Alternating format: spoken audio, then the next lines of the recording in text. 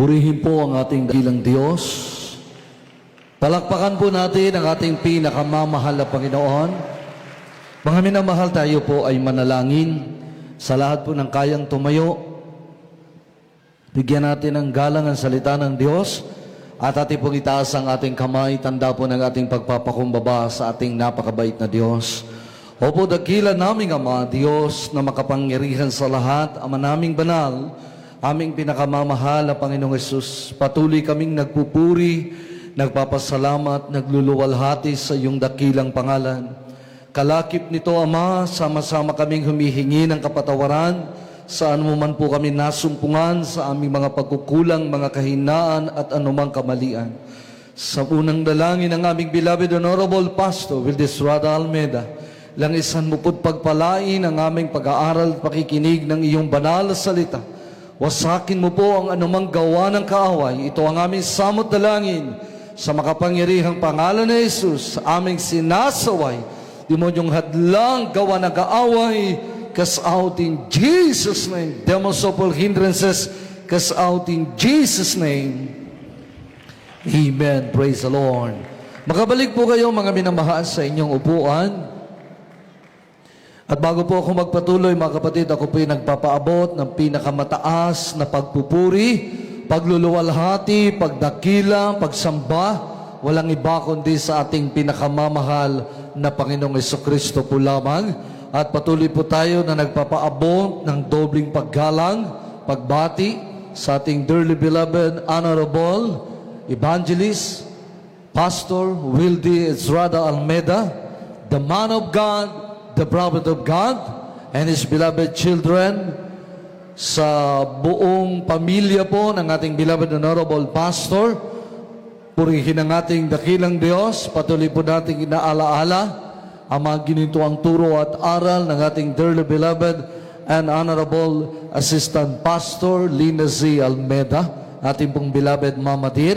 At sa ating lahat po na narito, purihin ang ating pinakamamahal na Panginoon. Pagpalain po kayo ng ating napakabait na Diyos. Palakpakan po natin ang ating pinakamamahal na Panginoon. Binabati ko rin po ang ating tagapangasiwa, ating beloved ordained preacher, beloved Brother Eboy, dito sa inyong lugar.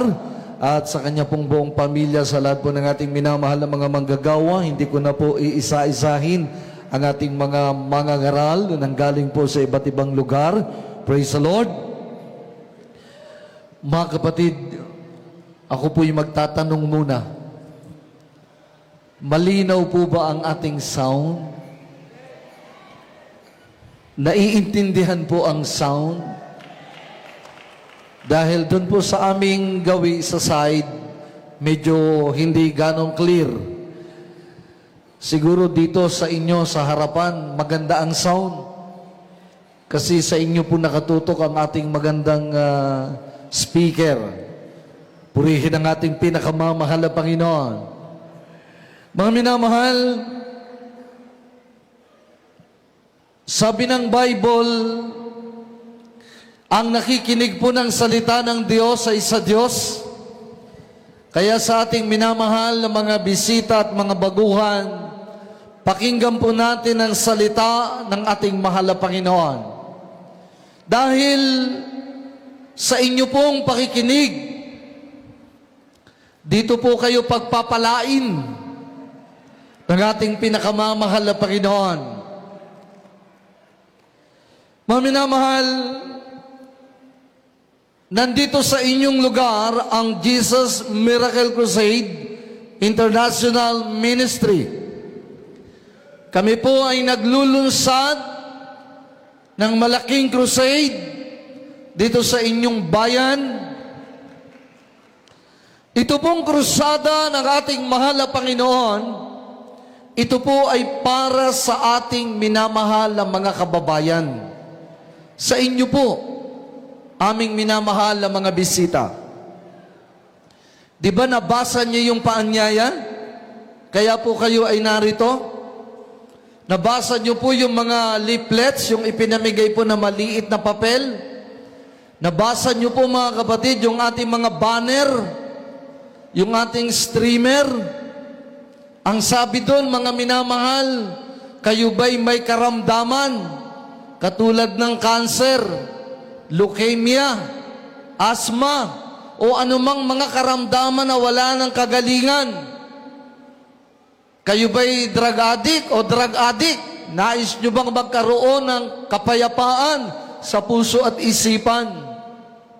Ang sabi, dumalo kayo dito sa Jesus Miracle Crusade. At ngayon nga po, nandito na po ang ating ibang mga kababayan.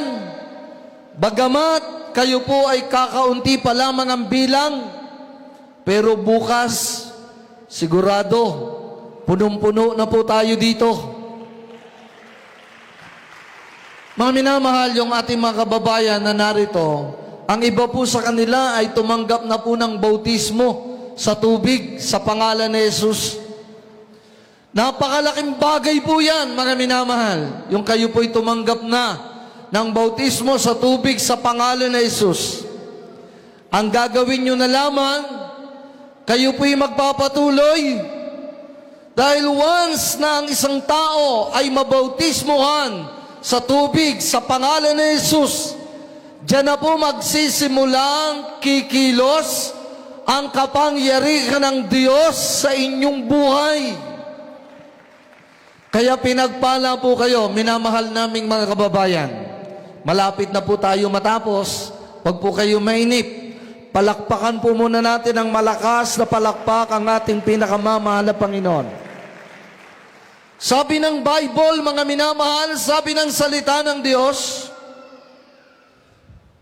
magsiparito kayo sa akin, kayong napapagal at nabibigatang lubha, at bibigyan ko kayo ng kapahingahan.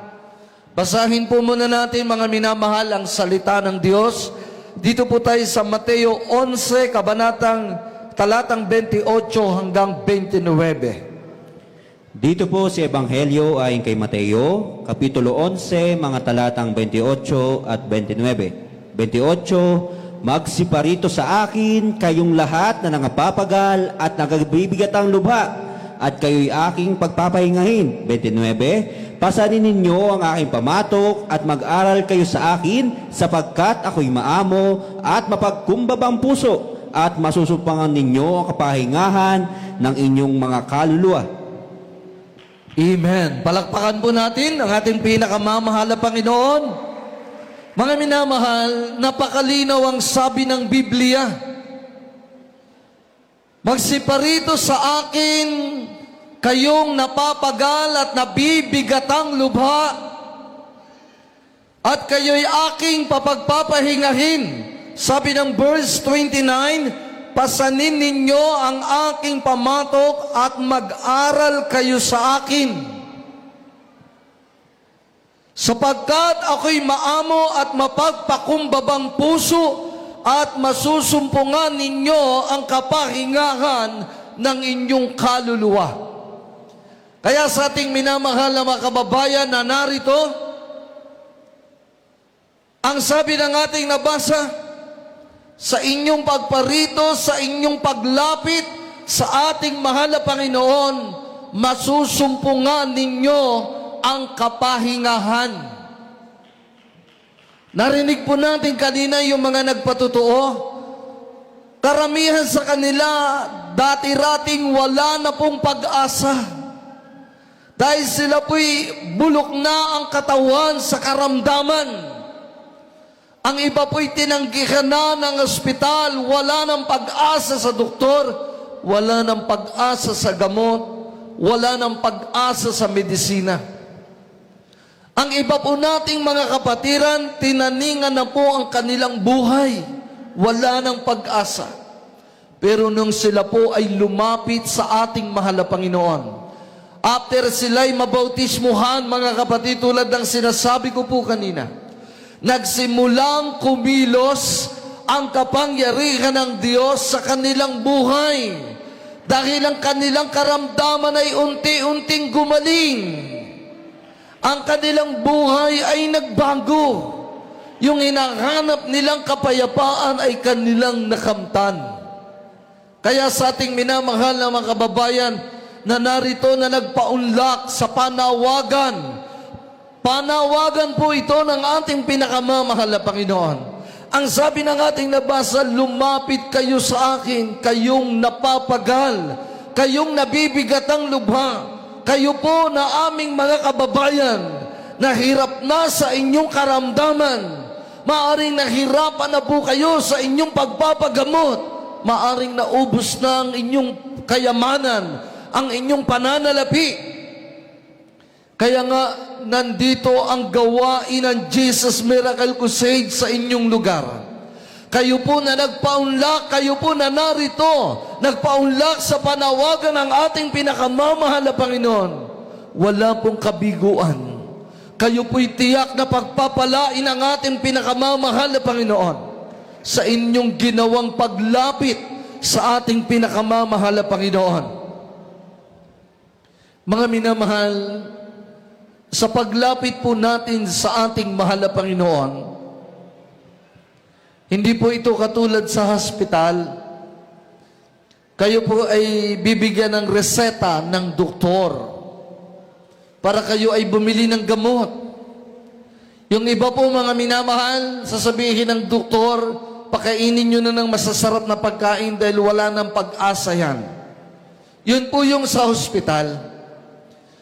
Sa ating mga kababayan na may pangangailangan, may mga pera, may mga salapi, tatakbo sa ospital. Pero yung iba mga minamahal, kahit humihiga na po sa pera, nawawalan pa rin po sila ng pag-asa. Yung iba nga po, kahit napakayaman na, yung iba nagpapakamatay. Dahil nga wala ng pag-asa. Hinahanap ang kapayapaan, hindi nila masumpungan. Pero ang inyo pong ginawang paglapit ngayon sa ating pinakamamahal na Panginoon dito sa gawain ng Jesus Miracle Crusade, kakaiba po ito. Dahil dito mga minamahal, kung kayo'y pumapasok ng may karamdaman, kapag kayo po'y sumampalataya sa ating dakilang Diyos, kapag kayo'y sumampalataya sa ating pinakamamahal na Panginoon, pumunta kayo dito na may karamdaman, uuwi kayong walang karamdaman. Pumarito kayo na taglay ang kawalang kapayapaan, uuwi po kayong dala ang kapayapaang nagmumula sa ating pinakamamahal na Panginoon. Pero meron po tayong kailangan, mga kapatid. Sa inyo pong paglapit sa mahal na Panginoon, kung sa doktor, sa ospital, ang kailangan nyo, pera. Pag walang pera, wala nang kagalingan. Dahil wala tayong ipagpapagamot. Wala tayong ibibiling gamot. Dito sa gawain ng ating mahal na Panginoon, ang kailangan nyo po'y pananampalataya. Wala pang bayad. Kailangan po natin ang pananampalataya. Dahil ang sabi ng Biblia, ang taong lumalapit sa Diyos na walang pananampalataya ay hindi nagiging kalugod-lugod sa Diyos.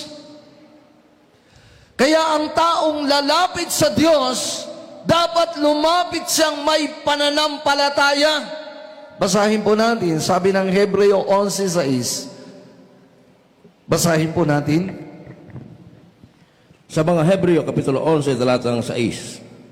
At kung walang pananampalataya, ay hindi maaring kalugod-lugod sa Kanya, sapagkat ang lumalapit sa Diyos ay dapat sumampalatayang may Diyos, at Siya ang tagapagbigay ganti sa mga sa Kanya ay nagsisihanap.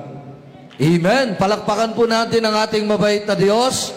Ang sabi mga minamahal, lumapit tayo sa Diyos na may pananampalataya. So ang kailangan po natin ay pananampalataya. Paano tayo magkakaroon ng pananampalataya? Last verse. Madali lang po tayo. Pero pag pinakinggan nyo, uuwi po kayo na may pagpapalang dala na nagmumula sa ating pinakamamahal na Panginoon. Pagpapalang hindi po nakahawakan, hindi pera, mga minamahal, hindi material na bagay. Ang babaunin nyo pauwi sa inyong tahanan ay pagpapalang nagmumula sa ating dakilang Diyos. Yung mga himala ng Diyos, Yan po ang pagpapalang ibibigay ng ating pinakamamahal na Panginoon. Last verse po tayo, Roma 10:17. Sa aklat ng Roma, Kapitulo 10, ang talata ay 17. Kaya nga, ang paniniwala ay nanggagaling sa pakikinig, at ang pakikinig ay sa pamamagitan ng salita ni Kristo. Amen. Linawin po natin, minamahal nating mga kababayan. Dahil itong krusadang ito'y para sa inyo. Para kayo'y pagpalain ng ating pinakamamahal na Panginoon. Kailangan po natin ang pananampalataya. Uulitin natin mga minamahal. Sa paglapit natin sa Diyos, kailangan natin ang pananampalataya. Dahil kapag ikaw ay may pananampalataya, doon mo matatanggap ang iyong hinihiling sa ating mahal na Panginoon. Tingnan niyo po yung ating mga kapatiran, na ating mga kababayan na nagsitanggap ng kagalingan dahil sila'y sumampalataya sa Diyos. Lahat po ng gumaling, magsabi ng praise the Lord. Narinig niyo po? Ang dami niyan. Yung pong nagbago ang buhay, magsabi ng amen. Yung pinagpala ng Diyos, magsabi ng praise the Lord. Tingnan niyo po, ang dami niyan. Mga kapatid, kung kami po, tayo ay pupunta dito para magbiruan lang, sayang. Kung kami po'y pupunta dito, hindi totoo ang dinadala naming salita ng Diyos, sayang po. Yung iba po na aking mga kasama, tawid dagat pa po yan, galing ng Mindoro. Ang iba po dyan, galing ng Olongapo, ang layo. Kami naman, galing ng Cavite. Kung pupunta po kami dito, pupunta tayo dito, na walang katotohanan itong gagawin natin, nagsasayang tayo ng oras, nagpapagod tayo, nagsasayang tayo ng pamasahe, ng panggasolina sa sasakyan. Pero dahil itong aming dinadala sa inyo ay katotohanan, kaya itong krusada na ito, kahit gumagastos po ito ng daan-daang libo, yan po ang katotohanan. Daang libo ang gastos para sa krusada na ito. Para po sa inyo, aming minamahal na mga kababayan. Dahil itong kursadang ito'y totoo. Ang Diyos dito'y nagpapagaling. Ang Diyos dito'y nagbabago ng buhay ng tao. Sa gawaing ito, ang kanser ay gumagaling. Ang leukemia gumagaling. Ang bakla dito nagbabago. Ang drug addict dito nagbabago.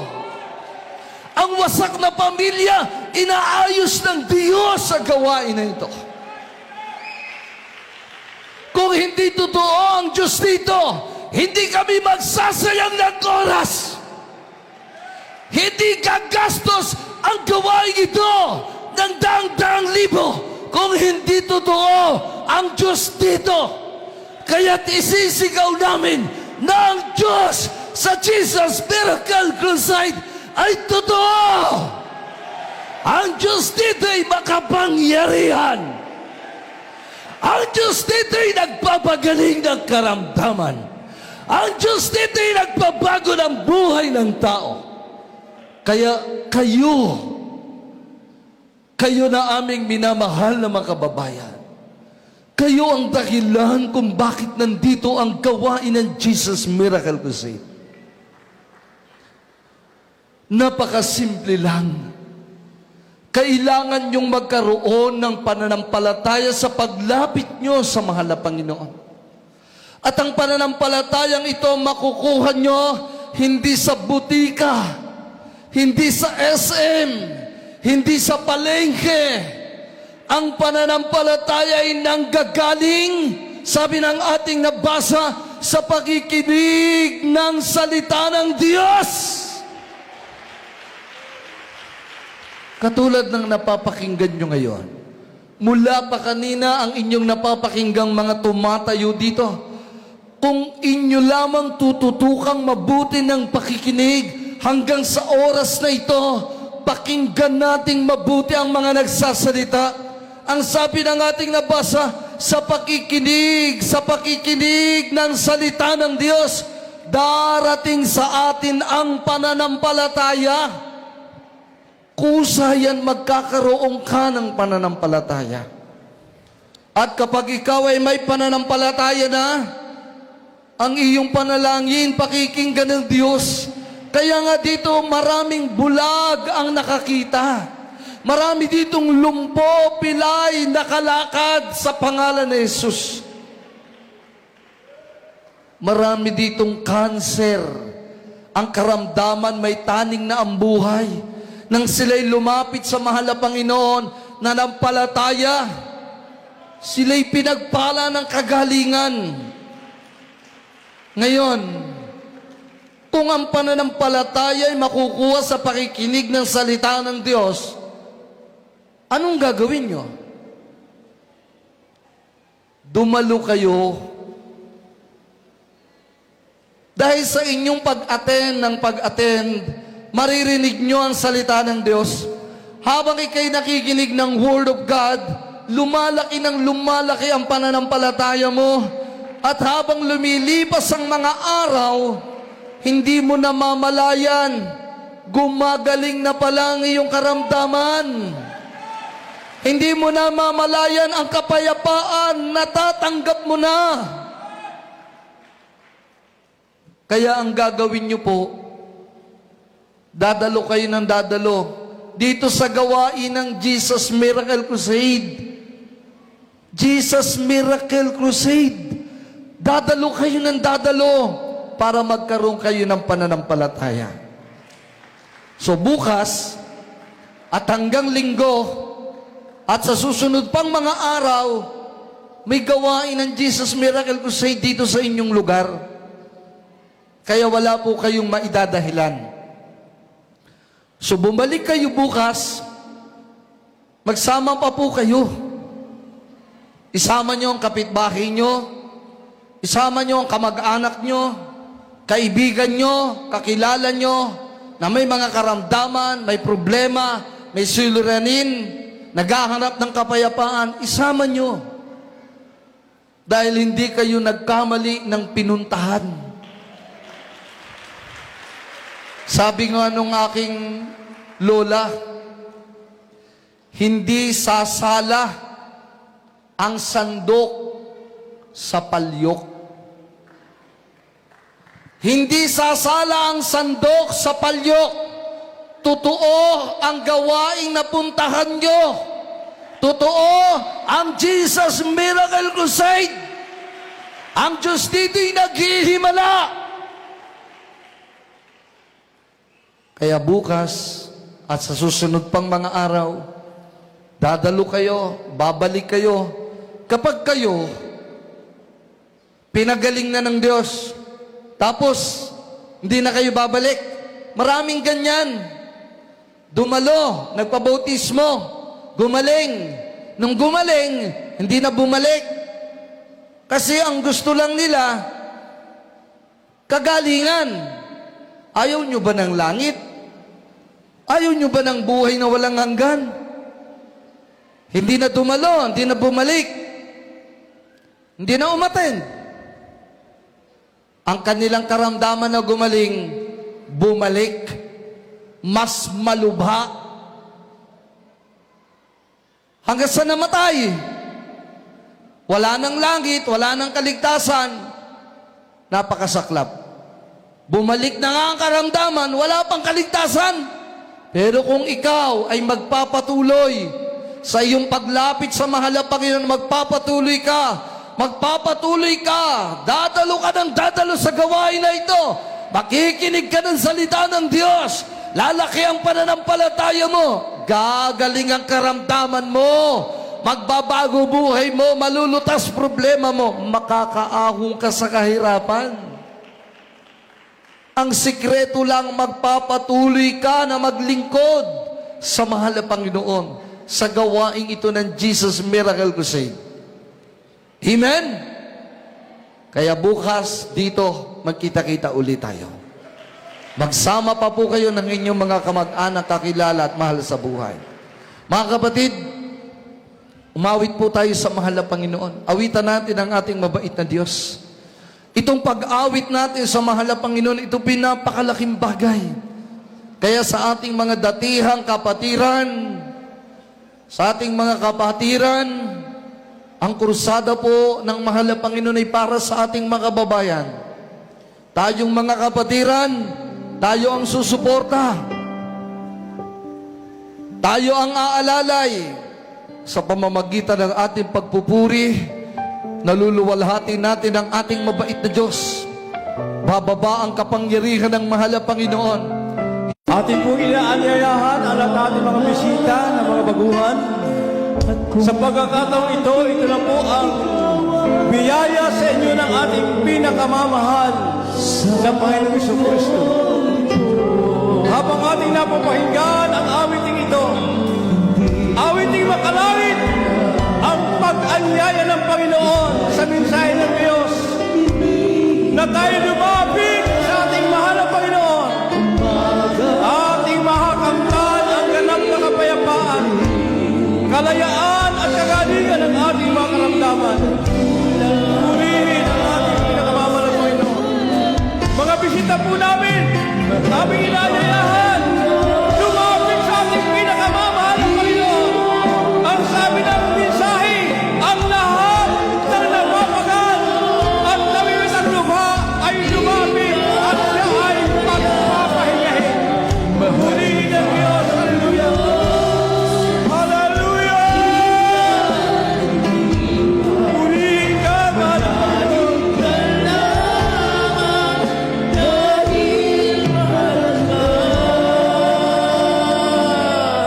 Ng Diyos.